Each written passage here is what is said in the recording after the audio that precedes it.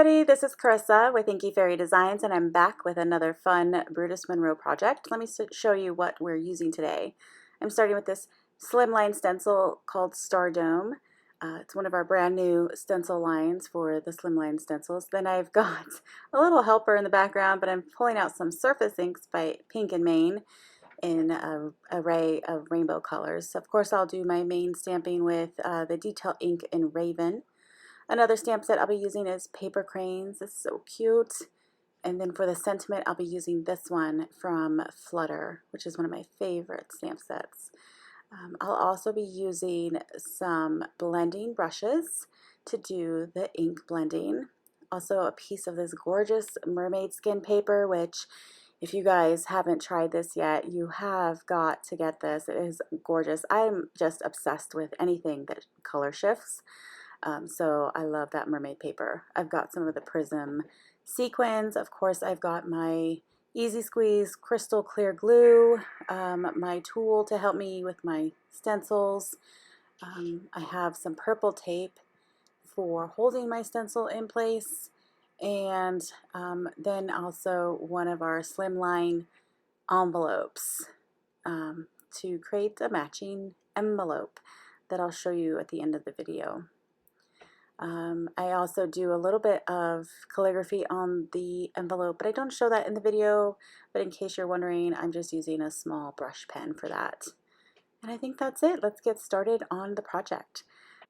I've attached my stencil to some of the Not Your Mama heavyweight cardstock with some paper or blue tape, or not blue tape, purple tape in the back just to hold it secure in place.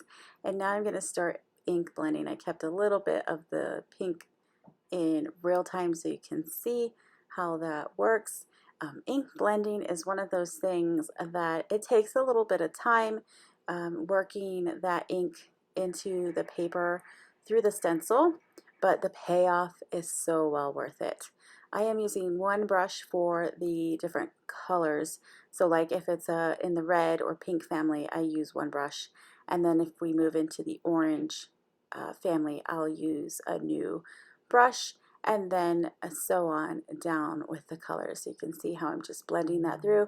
Overlapping the pink with the orange creates a really nice deep rich orange. Now I'm coming in with this like lime green, which really shows as yellow when I overlap it with a little bit of the orange, which is awesome because I didn't really have a yellow to do my blending for this. And then I have two different blues which I switched around using more of a teal kind of greenish blue first, and then I'll go into more of a sky blue last. And you can see I always overlap the color before the new color that I introduced, just to give some of that beautiful blend and create some transition colors in between. And then for I'll go back through all of the colors to just deepen up and really smooth out that ink blending. I find that when I'm ink blending, going over it the second time is when you really get that beautiful, soft, smooth blend. The first time is a little bit, it doesn't look quite as smooth. You can tell as I go over this pink area, it's really going to deepen and soften and smooth right out. Then I wanted to get just a hint of purple on the edge. Of course, I don't have purple, but we know pink and blue will make a beautiful violet, and so I did that on the edge. And then you take off the stencil and you reveal that, and like I said, the payoff that you get from spending that time ink blending is just so worth it every single time. I'm obsessed with it. So as you can see, our challenge this week was to create a slimline card. Slimline cards are all the rage right now. They are everywhere, and I'm so excited that Brutus Monroe has released a line of slimline stencils so that we can get that beautiful blend all the way across without having to move the stencil across that long length.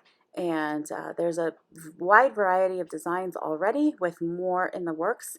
So if you're looking for something to take your slimline designs to the next level, definitely check those out. There'll be a link in the description box below to the one that I used today, and then you can go check out the whole line of Slimline Stencils over there at brutusmonroe.com. So now I'm taking my paper cranes stamp and in my stamp positioner, stamping it over that blending just to get a real nice contrast. I'm not doing any coloring on these.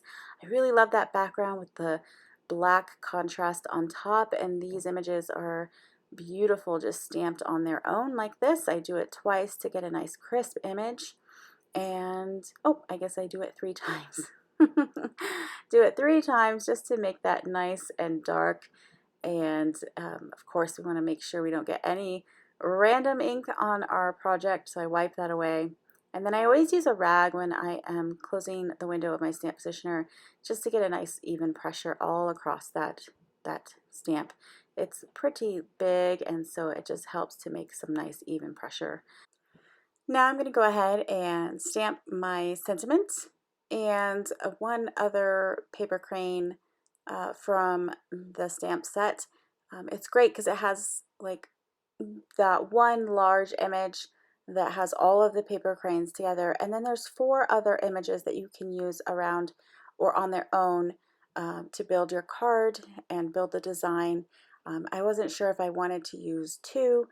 In the end, I decided I just wanted to use that one right above the sentiment to kind of tie it in together to those paper cranes on the upper left hand side. Now we've got one towards the lower right hand side. So I'm going to go ahead and ink that up a couple of times and stamp that the same way I did the first one. I'm just going to use my rag, give it some nice even pressure, and then you'll see here how it's not quite as crisp as I want it.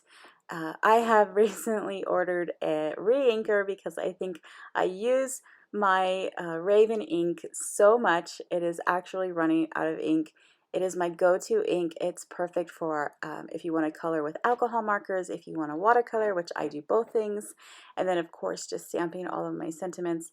It is like the one ink pad that does it all. And so definitely it sees some love in my craft room, and it needs a re-inking badly. So I cannot wait to get that so I can give this guy some new life. So I'm just going to make sure it's nice and crisp and where I want it. And now I'm pretty happy with it. The next thing I'm going to do is put some sequins on. So I love this little tool right here. I don't know the name of it, but it will be linked below.